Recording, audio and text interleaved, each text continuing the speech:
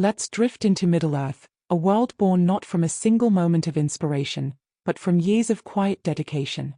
J.R. Tolkien began writing The Lord of the Rings in 1937, shortly after The Hobbit was published, but the story would take him 17 years to complete. 17 years of careful crafting, of building languages and histories, of creating a world so detailed it felt as real as our own. He wrote much of it during the dark days of World War II, finding solace in the creation of a mythical past for England, a land of heroes and hobbits, of quiet courage and epic struggles. Tolkien wasn't just a writer, he was a professor of Anglo-Saxon at Oxford University, a scholar who spent his days immersed in ancient languages and forgotten texts. This scholarly background shaped everything about Middle-earth. The languages came first, actually. Tolkien invented Elvish languages like Quenya and Sindarin not as an afterthought, but as the foundation of his entire mythology. He once said that he created the stories to give his languages a place to exist. Quenya was influenced by Finnish, while Sindarin drew from Welsh, and both languages have complete grammatical structures, thousands of words, and even different dialects that evolved over the ages of Middle-earth. The very name Middle-earth isn't Tolkien's invention, but an Old English term, mid-dangered, meaning the world of men, the realm between heaven and hell. Tolkien took this ancient concept and built upon it, creating a world with its own cosmology. Middle-earth exists on our Earth, but in a mythical past, thousands of years before recorded history. It's the third age of the sun in Tolkien's timeline, and everything we read about, the great kingdoms, the ancient forests, the mountains and rivers, these all existed long before human civilization as we know it began. The One Ring, central to the entire story, was forged by the Dark Lord Sauron in the fires of Mount Doom approximately 3,000 years before the events of The Lord of the Rings. It was made to control all the other rings of power, 3 given to the elves, 7 to the dwarfs, and 9 to men. The ring contains a portion of Sauron's own power, which is why destroying it would destroy him. But the ring is more than just a tool of domination, it's sentient in its own way, with a will to return to its master. It can change size to slip off a finger, it can influence the minds of those around it, and it calls to those susceptible to its power. The inscription on the ring, visible only when heated, is written in the Black Speech of Mordor, a language Sauron created specifically for his servants.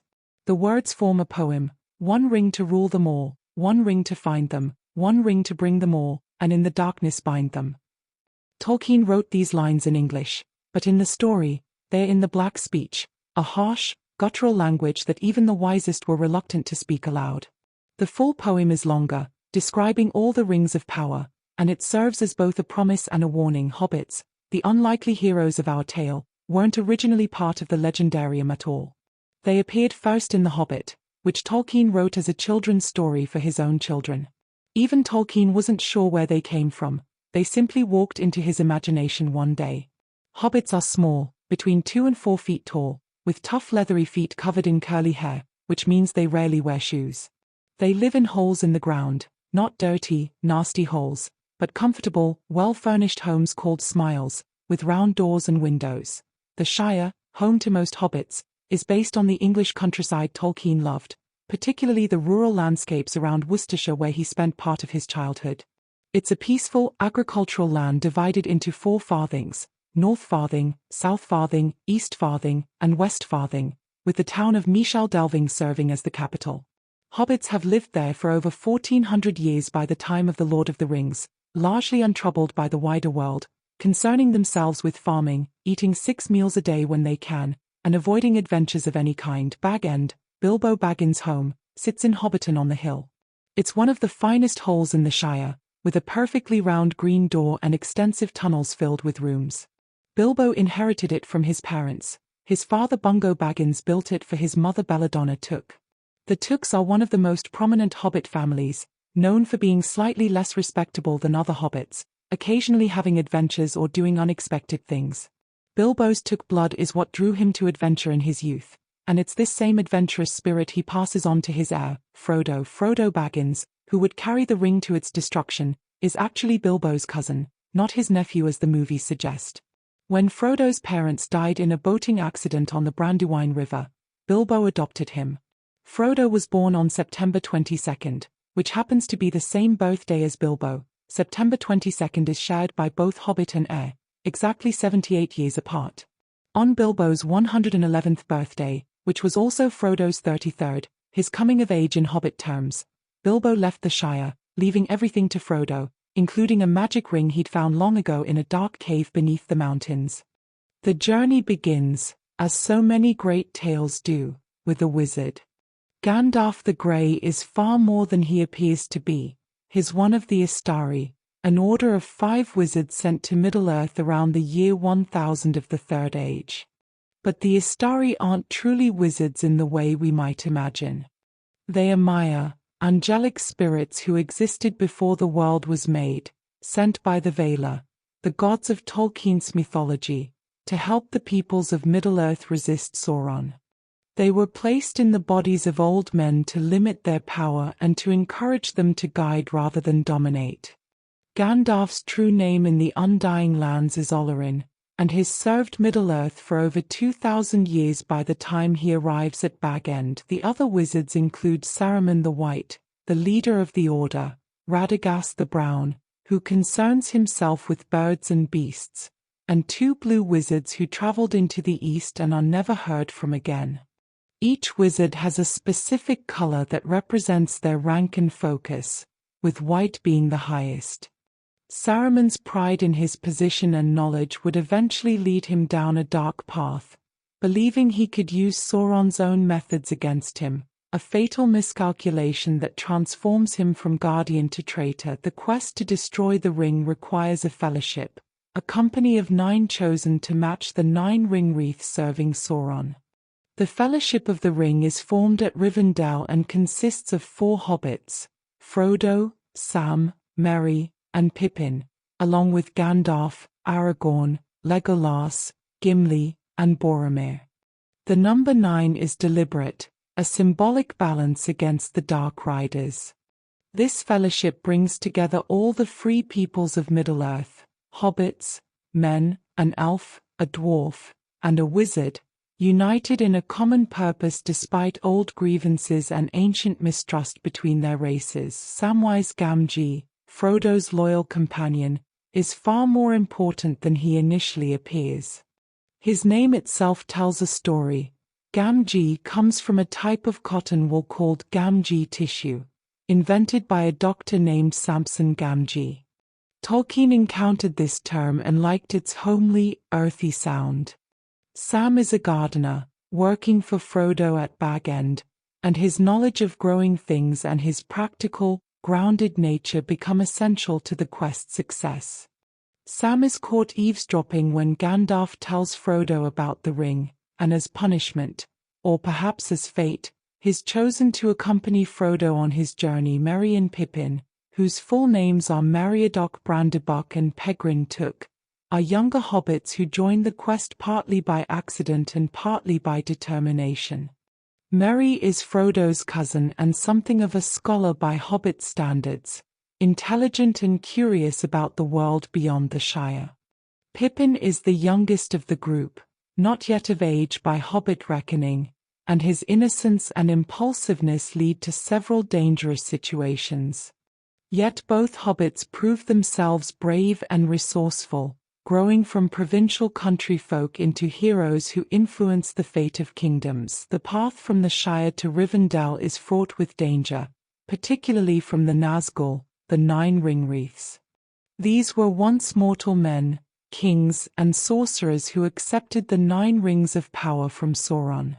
The rings promised them power and long life, but slowly the rings consumed them, stretching their lives beyond natural limits until they became wraiths, neither living nor dead, bound completely to Sauron's will. They are invisible in daylight, though they wear black robes and crowns to give themselves form. Their leader, the Witch King of Angmar, ruled a dark kingdom in the north for centuries before it fell, and he carries a Morgul blade, a cursed weapon whose wound turns victims into wraiths themselves. Rivendell, the refuge where the Fellowship is formed, is called Imladris in Sindarin, meaning Deep Valley of the Cleft. It was founded by Elrond Half-Elven over 4,000 years before the War of the Ring, and it remains a sanctuary of peace and learning. Rivendell is hidden in a deep valley in the foothills of the Misty Mountains, protected by Elrond's power and magic that makes it difficult for enemies to find. The Last Homely House, as it's also known, contains the greatest library in Middle-earth after the fall of the great elven kingdoms, preserving knowledge and lore that would otherwise be lost. Elrond himself is one of the oldest beings in Middle-earth, born in the First Age over 6,000 years before the events of The Lord of the Rings. He's called half-elven because he's descended from both elves and men. His father was Eärendil the Mariner, who had both human and elven ancestry, and his mother was Elwing, descended from the great elf lord Thingol and the human woman Beren. At the end of the First Age, Elrond and his twin brother Elros were given a choice: to be counted among elves and live immortally, or to be counted among men and die a mortal death. Elrond chose the elven fate, while Elros chose mortality and became the first king of Númenor, making Aragorn one of Elrond's distant descendants. The Council of Elrond, where representatives from all the free peoples gather, reveals the full history of the ring and determines what must be done. It's here that Frodo volunteers to take the ring to Mordor, though he doesn't fully understand what he's offering to do. The council lasts an entire day, filled with debate and the sharing of news from across Middle-earth. Gandalf recounts his imprisonment by Saruman, Legolas brings word of Gollum's escape, Boromir speaks of dreams that drew him to Rivendell, and slowly the full scope of Sauron's plans becomes clear. The ring cannot be used, cannot be hidden, it must be destroyed, and only Frodo, smallest and least likely of heroes, seems suited to carry this terrible burden. The journey south from Rivendell takes the Fellowship through ancient and perilous lands. Their first great obstacle is the Misty Mountains, a vast range that runs for hundreds of miles down the center of Middle-earth. These mountains were raised by Morgoth, the first Dark Lord and Sauron's master, in the elder days to hinder the Valar's forces. The peaks are treacherous, home to stone giants and violent storms, and beneath them run countless tunnels and caverns, many of which have been claimed by goblins and darker things. The Fellowship attempts to cross via the pass of Caradhras, known as the Redhorn Gate, but the mountain itself seems to fight against them with avalanches and blizzards. Forced to turn back from Caradhras, the Fellowship chooses a path through the mountain rather than over it, through the mines of Moria. Moria, called Khazad-dûm in the dwarven language of Khuzdul, was once the greatest of all dwarven kingdoms. It was founded in the First Age by Durin the Deathless, the eldest of the 7 fathers of the dwarfs, who awoke beneath Mount Gundabad. The dwarfs delved deep into the Misty Mountains, creating vast halls and chambers of surpassing beauty. For thousands of years, Moria thrived, its wealth built on mithril, a silvery metal lighter than silk but harder than steel, found nowhere else in Middle-earth. Mithril is precious beyond measure, worth more than gold, and the dwarfs mined it from deep beneath the Misty Mountains. Bilbo's shout of mithril mail, given to Frodo, is said to be worth more than the entire Shire and everything in it. The metal doesn't tarnish and shines with its own inner light. But the dwarfs' greed drove them to dig too deep, and in the year 1980 of the Third Age, they awakened something terrible in the darkness beneath the mountains, a Balrog, a demon of the ancient world. The Balrog killed King Durin VI, and the dwarfs were forced to abandon their ancestral home. Moria became a dark and haunted place, empty for over 1,000 years until Balin, who had been part of Bilbo's quest to the Lonely Mountain, attempted to reclaim it 30 years before the War of the Ring. Balin's expedition initially succeeded, and for 5 years the dwarfs held the Chamber of Mizarble, the Chamber of Records. But orcs and the Balrog eventually overwhelmed them, and Balin was killed by an orc archer at the Dimril Gate. When the Fellowship passes through Moria, they find Balin's tomb in the Chamber of Mizarble, along with the Book of Mizarble, a record of the colony's last days, written in desperation as the orcs closed in. The final words, scrawled hastily, read, "We cannot get out. They are coming." In the depths of Moria, Gandalf faces the Balrog on the bridge of Khazad-dûm, a narrow stone bridge spanning a vast chasm. The Balrog is a creature of shadow and flame, one of the Mire like Gandalf himself, but corrupted by Morgoth in ancient times. There were many Balrogs once, commanders of Morgoth's armies, but most were destroyed in the wars of the First Age. This one has slept beneath the mountains for thousands of years, and it carries a whip of fire and a blade of flame. Gandalf stands alone against it, staff in one hand and sword in the other, and speaks the words, "You cannot pass. I am a servant of the secret fire, wielder of the flame of Anna. The dark fire will not avail you, flame of Udun. Go back to the shadow." When Gandalf breaks the bridge and the Balrog falls, it lashes out with its whip and drags Gandalf down with it into the abyss. The Fellowship believes Gandalf is lost, and they flee from Moria grief-stricken.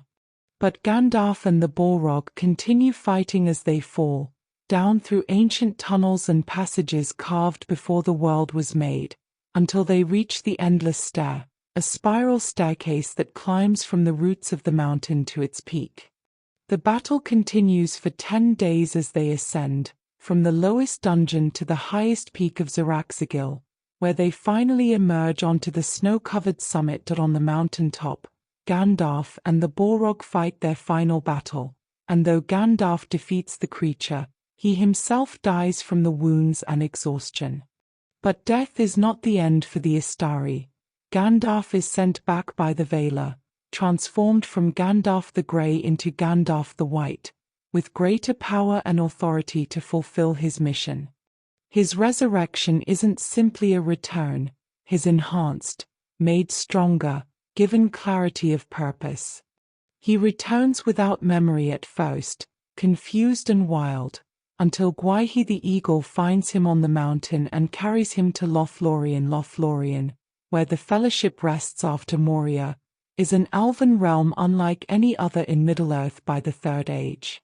It's ruled by Galadriel and Celeborn, and it exists slightly outside of time, preserved by the power of Nenya, one of the 3 elven rings.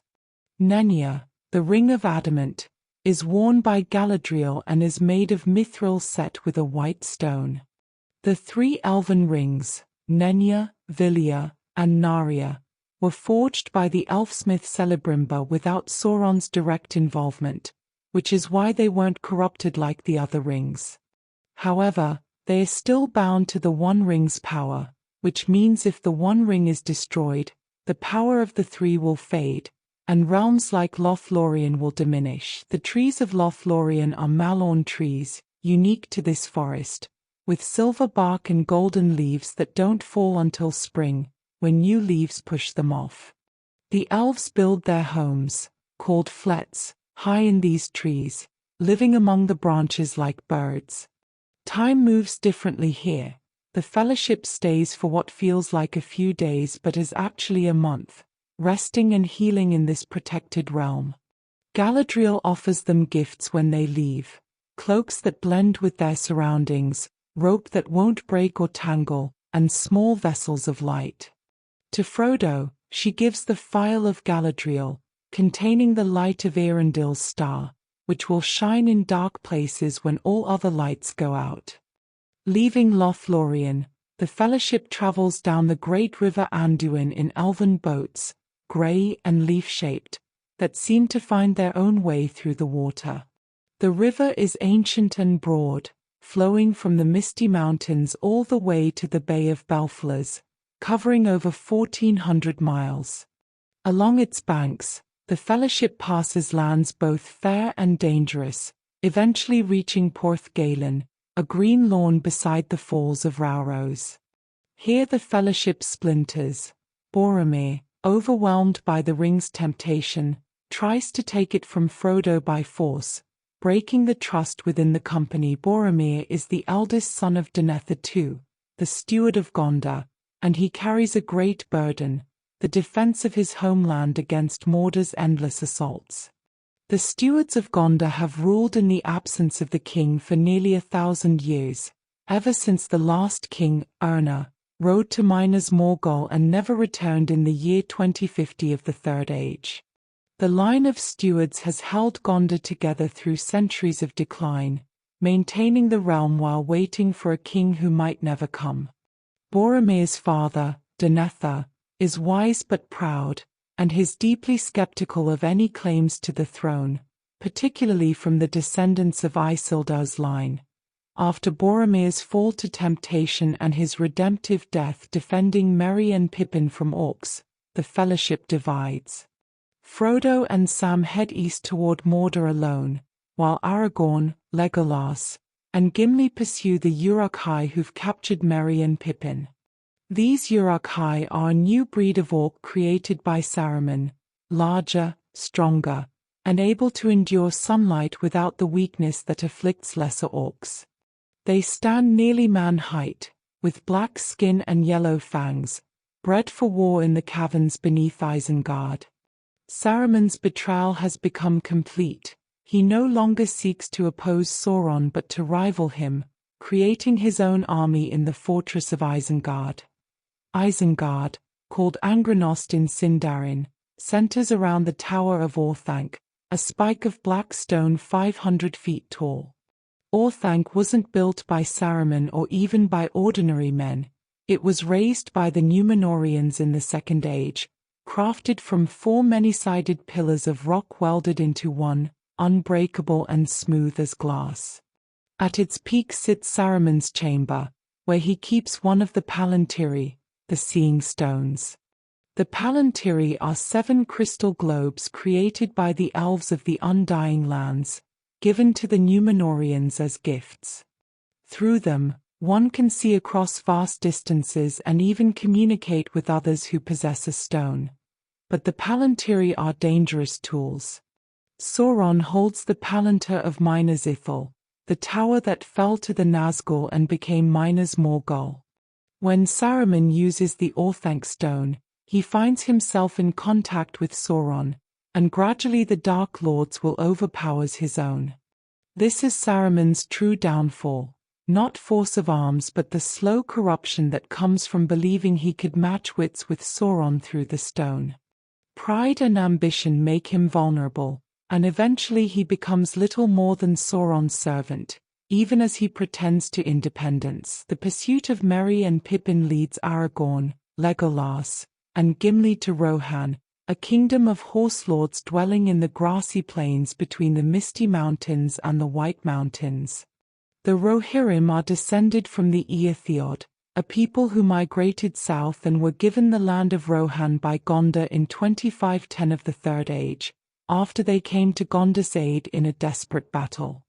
In return for this land, the Rohirrim swore an oath of friendship, promising to answer Gondor's call in times of need. The kings of Rohan rule from Edoras, a hill city crowned by the Golden Hall of Meduseld. Theoden, king of Rohan when the War of the Ring begins, has fallen under an evil influence. His advisor, Grima Wormtongue, is secretly in Saruman's service, slowly poisoning Theoden's mind with whispered counsel, making the king doubt himself and withdraw from the world. Theoden's son, Theodred, dies defending the fords of Isen against Saruman's forces, leaving Theoden's nephew Aema and niece Eowyn as the last of the royal house. When Gandalf arrives, now Gandalf the White, he breaks Saruman's hold on Theoden's mind, and the king's strength returns. Theoden takes up his sword Harugrim once more, and rides to war, the fortress of Helm's Deep, where the Rohirrim make their stand against Saruman's army, is built into a gorge in the White Mountains. The Hornburg, the tower that guards the entrance, and the Deeping Wall were built centuries ago by men of Gondor, and they've never been taken by force. Behind the wall lies a series of caves called Aglarond, the Glittering Caves, filled with natural formations of crystal and stone so beautiful that Gimli weeps when he sees them, vowing to return after the war to explore them properly. 10,000 Uruk-hai assault Helm's Deep, and Theoden has only 300 men of his royal guard plus farmers and old men. The battle lasts through the night, desperate and dark at the critical moment. When the walls are breached and hope seems lost, Gandalf returns with Ymir and 2,000 riders, having gathered the scattered forces of Rohan.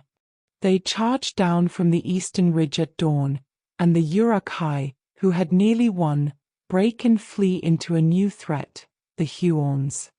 These are ancient trees from Fangorn Forest, roused to anger by the tree shepherd Treebeard and his fellow Ents. The Huorns surround the fleeing orcs in a grove that will afterward be called the Death Down, and by evening, Saruman's army is utterly destroyed.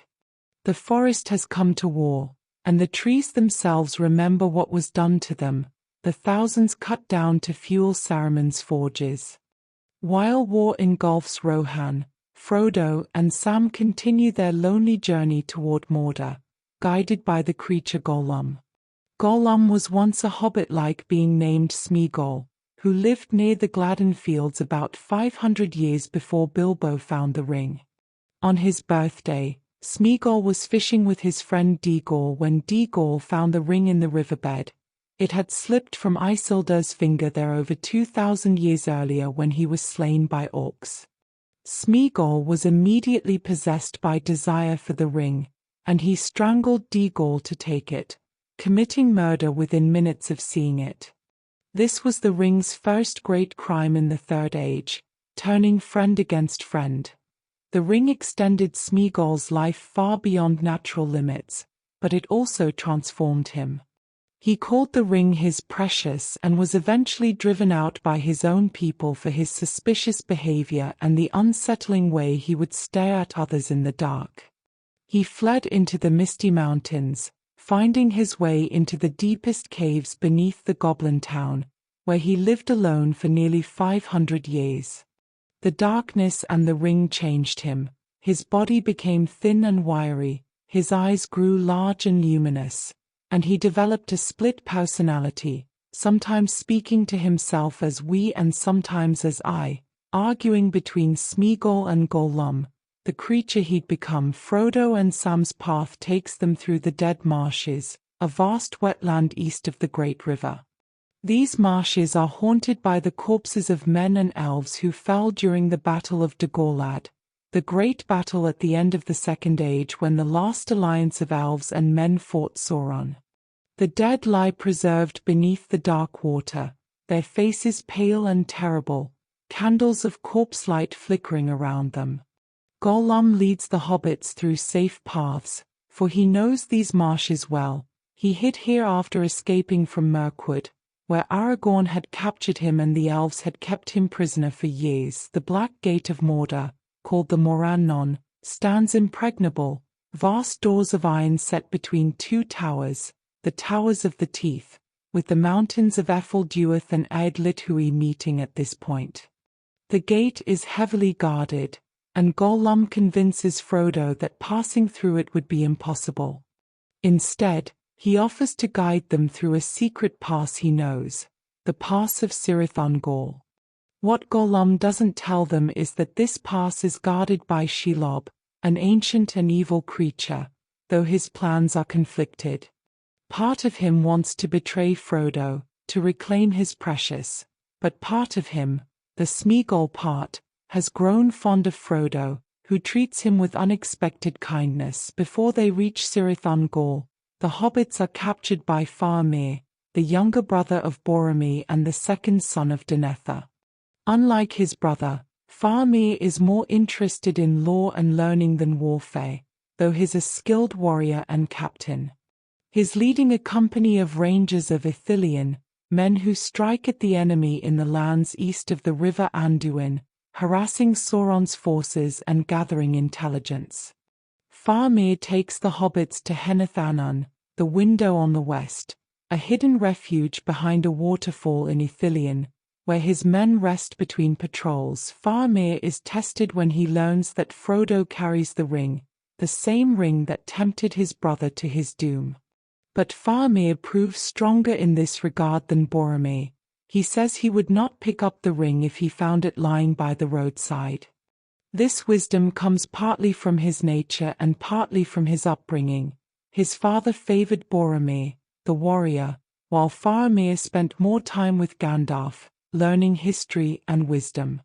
Faramir eventually releases the hobbits with provisions and warnings about the path they've chosen, showing an ability that stands in contrast to the growing madness of his father in Minas Tirith. Shelob is one of the last children of Ungoliant, the great spider who helped Morgoth destroy the 2 trees of Valinor in the Elder Days. Shelob has lived in the mountains of Mordor since before Sauron came there, dwelling in tunnels she's carved through the rock. She's vast beyond imagining, with eyes like clusters of bubbles and legs as thick as tree trunks. Sauron knows she's there and tolerates her presence because she serves as an effective guardian, killing anyone who tries to use the pass. He feeds her with prisoners occasionally, and in return, she keeps intruders out. She's older than Sauron in Mordor, and in her own way, she rules her domain as absolutely as he rules his Dai and the pass of Cirith Ungol. Gollum leads Frodo into Shelob's lair, hoping the spider will kill the hobbit so he can take the ring from Frodo's body. Shelob attacks, and though Sam drives her off with Sting and the Phial of Galadriel, the light burns her, for she dwells in darkness and comes from darkness. Frodo is stung and wrapped in webs. Sam believes Frodo is dead, and in despair and rage, he takes the ring himself, intending to complete the quest alone. But Frodo isn't dead, only paralyzed by Shelob's venom, and is captured by orcs and taken into the Tower of Cirith Ungol before Sam realizes his master still lives. The Tower of Cirith Ungol was built by Gondor long ago to watch over Mordor, but it was taken by the enemy and now serves as a guard post. The tower is garrisoned by orcs, and by terrible chance, the orcs find Frodo's mithril shirt and quarrel over it, fighting amongst themselves. In the chaos, many are killed, and when Sam finally enters the tower to rescue Frodo, he finds his master alone in a high chamber, stripped of his clothes and the mithril armor, dazed but alive. They disguise themselves as orcs and descend from the tower into Mordor itself, into the Black Land where no hope seems to exist, yet they walk on, 2 small figures in a vast wasteland, carrying a burden that grows heavier with every step. Soft fade. While Frodo and Sam struggle through Mordor, the great city of Minas Tirith prepares for war. Minas Tirith, the Tower of God, is built into the side of Mount Mindolluin in 7 levels, each surrounded by its own wall, with the citadel at the summit rising 1,000 feet above the plain. The city was originally called Minas Anna, the Tower of the Sun, built as a sister city to Minas Ithil, the Tower of the Moon. But when Minas Ithil fell to the Nazgul and became Minas Morgul, the Tower of Sorcery, Minas Anna was renamed Minas Tirith, the Tower of God. Watching eternally against the threat from the east, the white tree stands in the court of the fountain before the citadel, though by the time of the War of the Ring, it's long dead, a withered remnant standing as a symbol of the faded glory of Gondor. This tree is a descendant of Nimloth, the white tree of Númenor, which itself descended from Telperion, one of the 2 trees of Valinor that lit the world before the sun and moon were made. The line of white trees connects Gondor to the most ancient days, a living link, or in this case, a dead one, to the blessed realm across the sea. When the rightful king returns, Aragorn will find a sapling of the white tree growing on the mountainside, and the tree will bloom again. Pippin becomes a guard of the citadel after offering his service to Denethor in payment for Boromir's sacrifice. The guards of the citadel wear a distinctive uniform, silver and black with the livery of the tree and stars.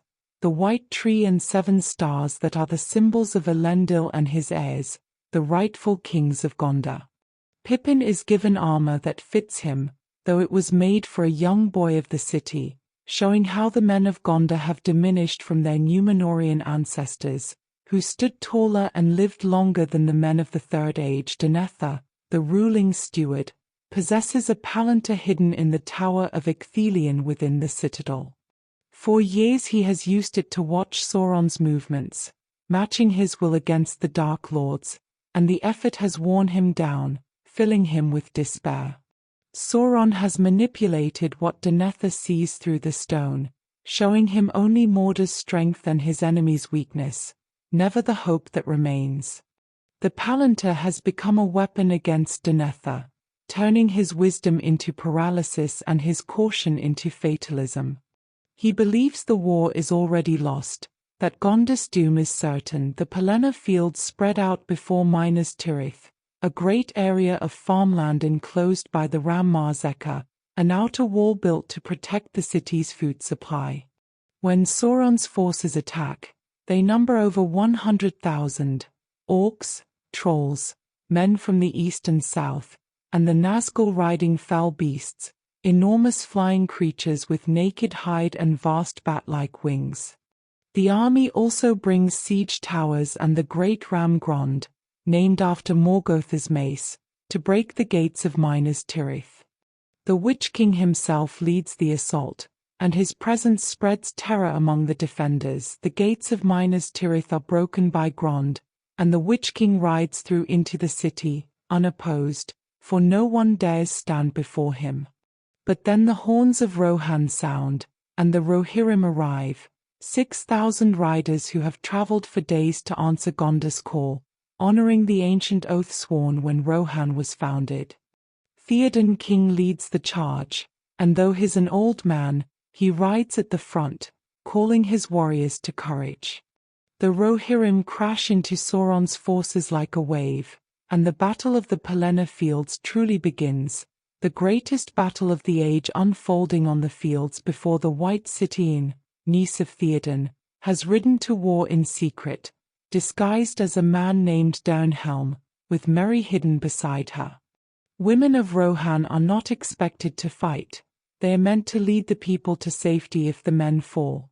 But Eowyn has spent her life feeling caged, forced to remain behind while others ride to glory or doom. She loves Aragorn, though he cannot return her love, and she seeks death in battle rather than a slow fading in Rohan. When the Witch King's fell beast attacks Theoden, killing the king's horse and pinning him beneath it, Eowyn stands over her fallen uncle, defiant, and faces the Lord of the Nazgul. The Witch King boasts that no living man can kill him, a prophecy spoken long ago by the elf lord Glorfindel. But Eowyn casts back her helmet, revealing herself, "No living man am I. You look upon a woman." With Merry's help, his barrow blade, forged in ancient Orna specifically to harm the Witch King, breaks the spell that binds the wraith's form. Eowyn drives her sword into the empty space where the Witch King's head should be. The Lord of the Nazgul, the greatest of Sauron's servants, who has lived for over 4,000 years and destroyed kingdoms, falls with a terrible cry and is unmade. The tide turns when Aragorn arrives with reinforcements, having traveled the paths of the dead to summon an army of Oathbreakers. These are the dead men of Dunharrow, who swore allegiance to Isildur but broke their oath when Sauron returned.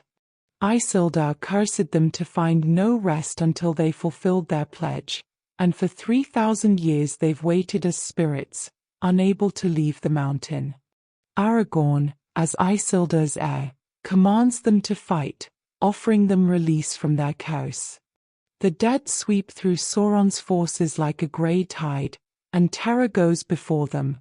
No living thing can stand against the dead, and the army of Mordor breaks and flees. The dead have fulfilled their oath at last, and Aragorn releases them to find peace, their long punishment ended. After the Battle of the Pelennor Fields, the captains of the West make a desperate choice, to march on the Black Gate itself, drawing Sauron's attention away from his own land so that Frodo might have a chance to reach Mount Doom. Aragorn leads 7,000 men, knowing most will not return, in what appears to be a hopeless assault. They march through Ithilien and across the desolation of the Morannon, and when they stand before the Black Gate, they are surrounded by a vast army, tens of thousands of orcs, trolls, and the remainder of Sauron's forces, outnumbering them more than 10 to 1. At the mouth of Sauron, a black Númenorian who serves as Sauron's messenger, comes forth from the gate. He's a living man, though he's served the Dark Lord for so long that he's forgotten his own name, and has been granted a lifespan far beyond normal through dark sorcery. He shows them Frodo's mithril coat and Sam's sword, claiming their bearer is captured and will be tortured unless they surrender. It's a cruel deception. Sauron doesn't actually have Frodo, but it drives Gandalf and Aragorn to despair, believing the quest has failed. Still, they refuse to yield, and the trap closes around them as the armies of Mordor attack. Inside Mordor, Frodo and Sam struggle across the plateau of Gorgoroth, a wasteland of ash and stone where nothing grows. The plain is pocked with pits where slave orcs mine for ore, and the air is thick with smoke from Mount Doom. Every step becomes harder as they approach the mountain, for the ring grows heavier the closer it comes to the place of its making. Frodo begins to fade, crushed by the ring's weight, and Sam literally carries him up the slopes of Mount Doom when Frodo can no longer walk, a gardener from the Shire bearing his master toward the fire that will end the world as they know it. Mount Doom, called Orodruin in Sindarin, is an active volcano that Sauron chose specifically for forging the One Ring. The mountain's fires are not ordinary flames, they burn with a special heat, the only fire hot enough to unmake the ring, for nothing less than the power that made it can destroy it. The Samath Nor, the chambers of fire, lie within the mountain's cone, a cave where the fires run close to the surface.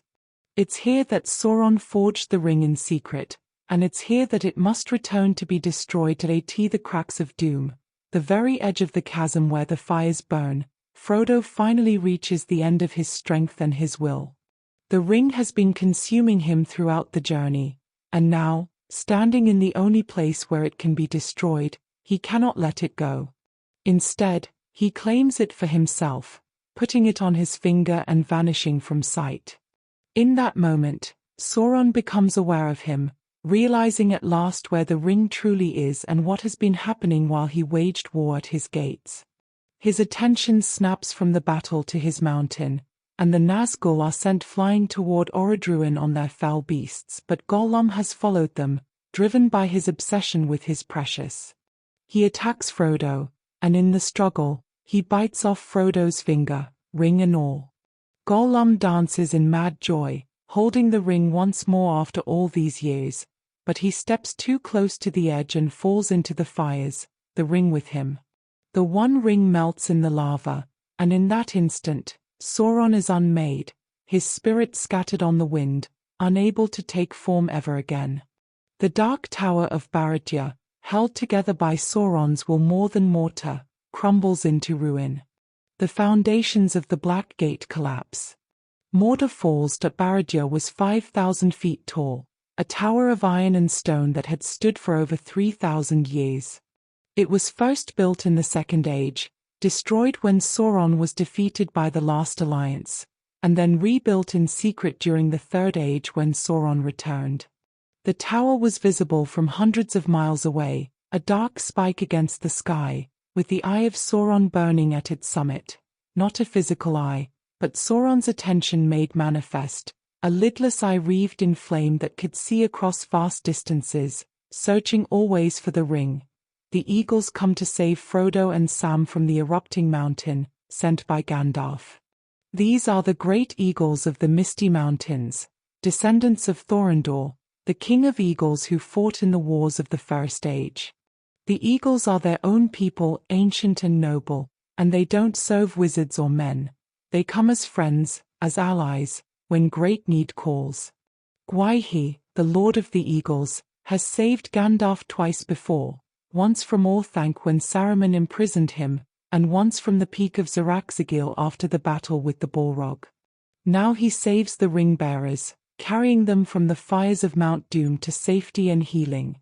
The hobbits awaken in Ithilien, in the care of Gandalf, and they are reunited with their friends. The war is over. Aragorn is crowned king, taking the name Elessar, the Elf Stone, and he weds Arwen Undomiel, the daughter of Elrond. Arwen has chosen mortality for love of Aragorn, giving up her immortal life and the chance to sail west to the Undying Lands. It's the same choice her ancestor Luthien made thousands of years before when she loved the mortal man Beren, the greatest and saddest choice an elf can make, to become mortal and subject to death, to accept a fate beyond the circles of the world for love of one who will die. The hobbits return to the Shire to find it changed. Saruman, cast out and reduced to a wandering beggar, has taken control of the Shire in their absence, industrializing the peaceful land and enslaving its people. But the hobbits have changed too.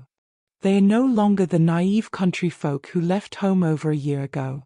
They lead the Shire in rebellion, driving out Saruman's men, and in the final confrontation, it's Grima Wormtongue who kills Saruman, stabbing his former master in the back before being shot down by hobbit archers.